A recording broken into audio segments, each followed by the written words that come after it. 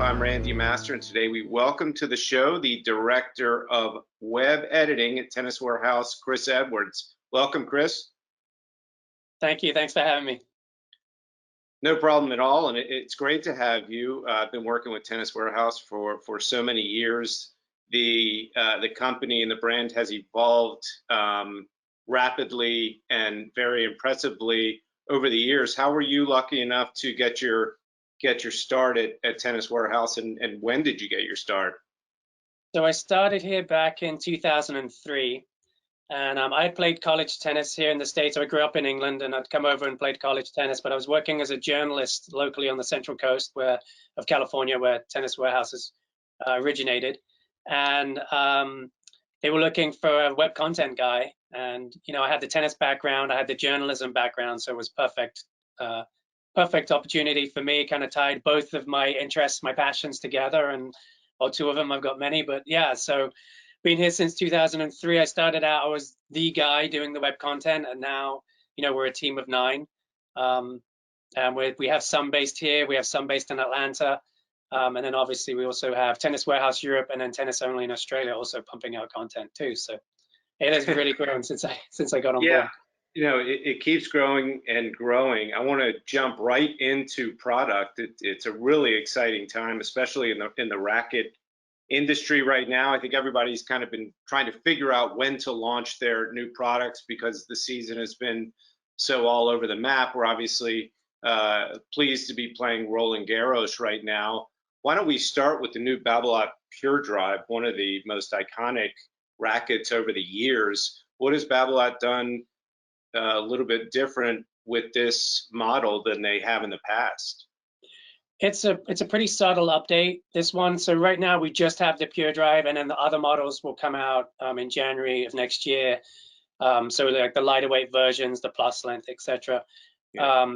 But this one, it's pretty subtle update. The main difference we're finding is in the feel at contact. It's a little bit more dampened, so there's some enhanced comfort there as you're hitting the ball.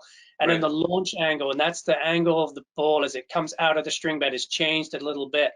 And I think it's dialed in the racket a bit more control. And so it's an easy racket. If you've played a Pure Drive in the past, you'll find that the same power, spin, maneuverability as you did from your old one in this one. And I think if you've never, if you maybe have shied away from the Pure Drive, this is one you should try because it does give a bit more control and feel on the ball.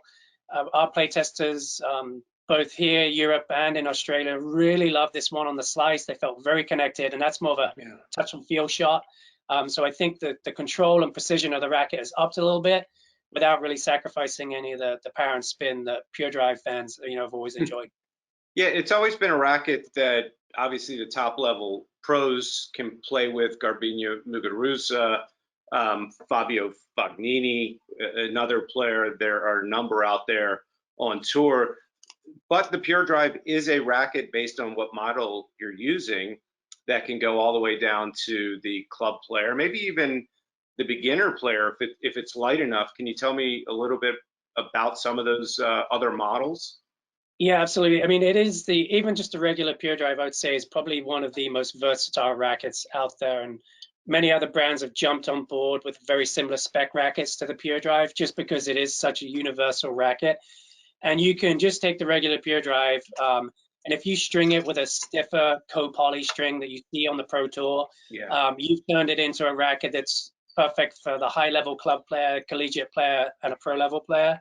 And then if you put something in there like a multi-filament string, a synthetic gut, or even a natural gut, now you've turned it into a racket that's loaded with power. It's going to offer some more comfort and offer a bigger sweet spot just because the string bed has become more forgiving, that it is a perfect option for the intermediate player.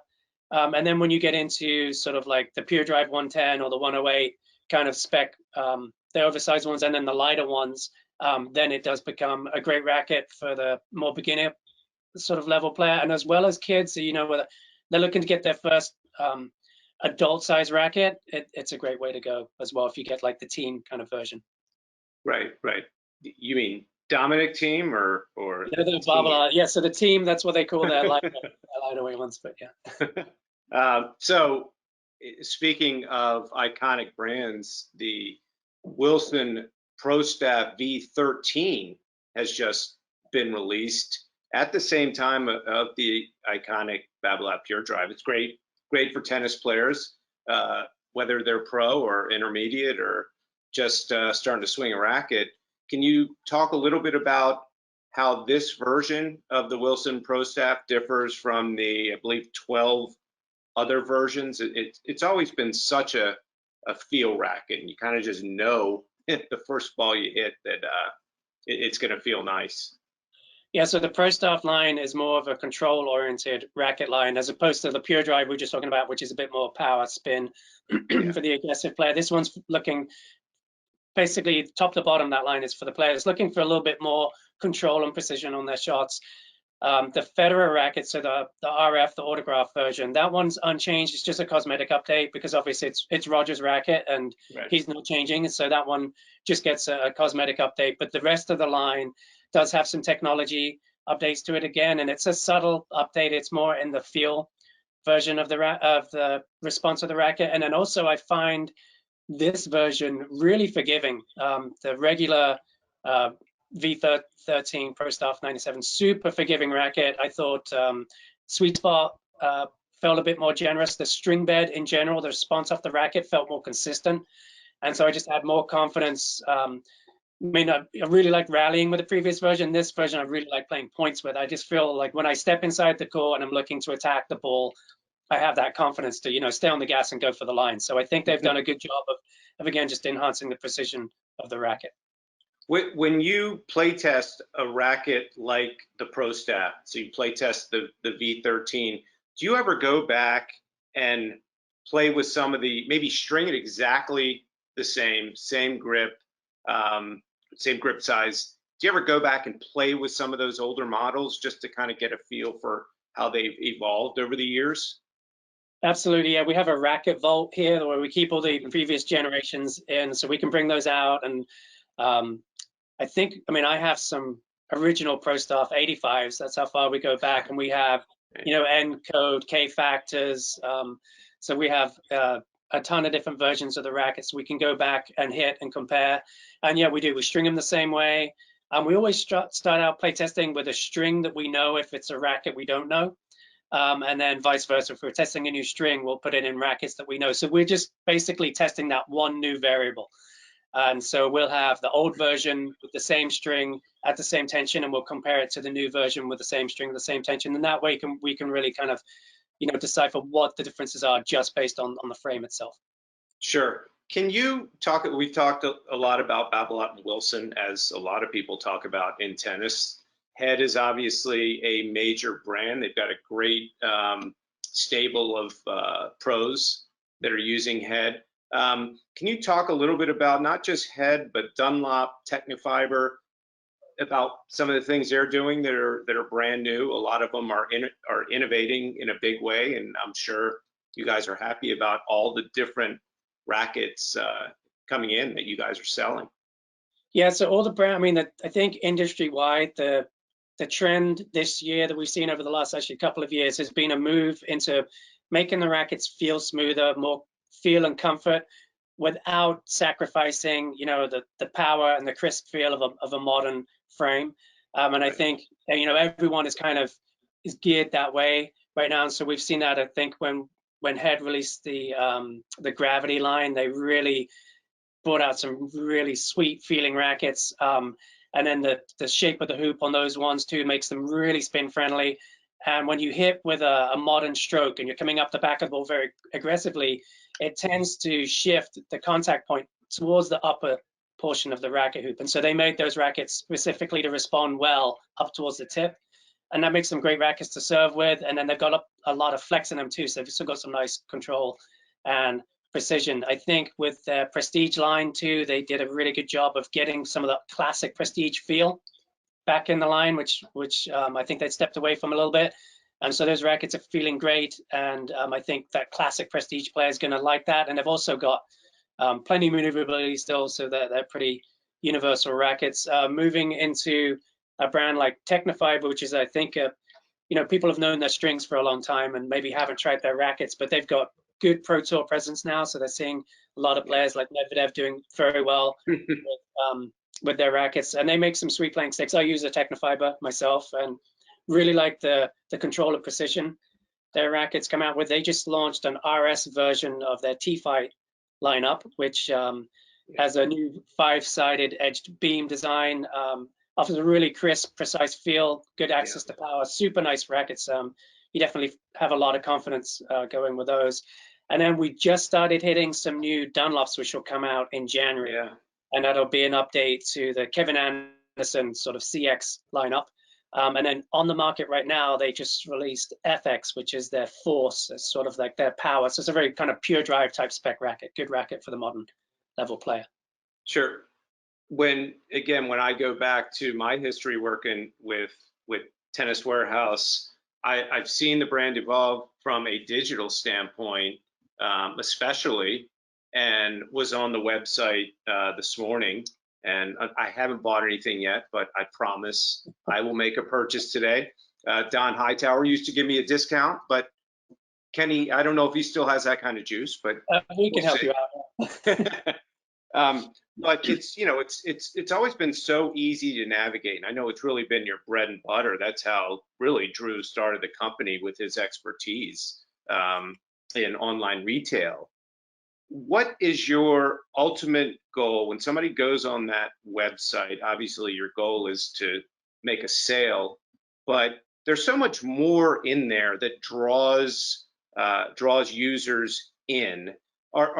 You want to make a sale for sure, but you also keep them in there a long period of time, which obviously makes it more probable that you'll make a sale. But what's your ultimate goal on that user experience?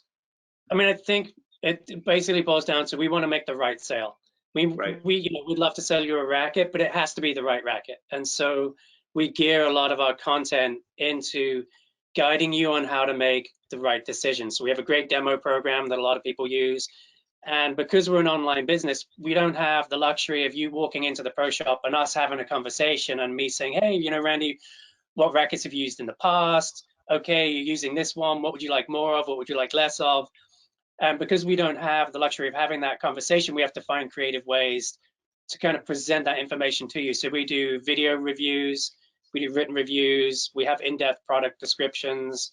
We'll seed stuff on our message boards. We have a message board where you can go and talk to other tennis enthusiasts, and we'll have product on there, and we work with the different brands, and we'll have a bunch of those guys and girls test it out and then post their opinions, and then we also have custom feedback too. So you can get our opinion, and we like to have a voice, and we like to tell you what we're in love with, and then plenty of ways for you to find out on our website too what other tennis players and enthusiasts are really enjoying as well. So I think when you put all that together, hopefully, we make the sale, but it's the right one, and you're happy. And if you're a happy customer, there's a good chance you'll come back and shop with us again in the future. So perfect. Yeah, and while we're speaking about content and production, it's gone from a lot of instructional in the past. Hey, you want to buy the Pure Drive? Let's look at Chris out on our court here at Tennis Warehouse, hitting with it and giving his analysis. You've now evolved into, you produce great commercials, beautiful, with a lot of your partners, and you also produce brandographies with some of the iconic brands in the sport. How did that come about? And that kind of brings you to a whole different level. That's more of an undertaking. That takes a lot more people and thought and planning, for sure. Yes, we have the luxury of having internally our own video film department, and then we also, like, all the images you'll see on the website, we're shooting in-house. We have our own imaging department as well. Right. And our film department has really grown over the years, and they shoot for not only Tennis Warehouse but the other warehouses as well, like Tackle Warehouse, Running Warehouse, Right. etc. Right. And then Brandography came about. Actually, our GM over in Europe, Corey, he had an idea to go deeper, do a deeper dive on what are the brands about. Let's go behind the scenes and really educate people about the brands, because he felt like, and we feel like we do a pretty good job on the product, but that's side of things, let's teach them about the brands themselves. And so we Right. would go to the world headquarters, and you know, traveled around the world, literally did a lap of the world last year, going from one to the other. Right. And we got to meet the engineers, the designers, the marketing folks, the leaders of the companies, and really learn about where they came from, what inspires them, what they're looking to do.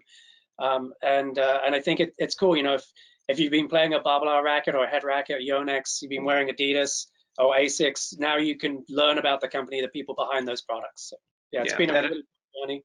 Yeah, sure. that has to be fascinating, especially when you're a major tennis fan and you played with brands throughout the years. It must be really fun to to produce those for sure. Let's change gears a bit. You mentioned your Atlanta presence. I remember when you did move and not move, you're still in San Luis Obispo, but create a distribution center in Atlanta. Has that now turned into an actual retail store in Atlanta, that building? Yeah, we did have retail open there. I'm not sure if they're open right now just because of, everything that's going on. Like for us here in SLO, we're just doing curbside pickup for our retail.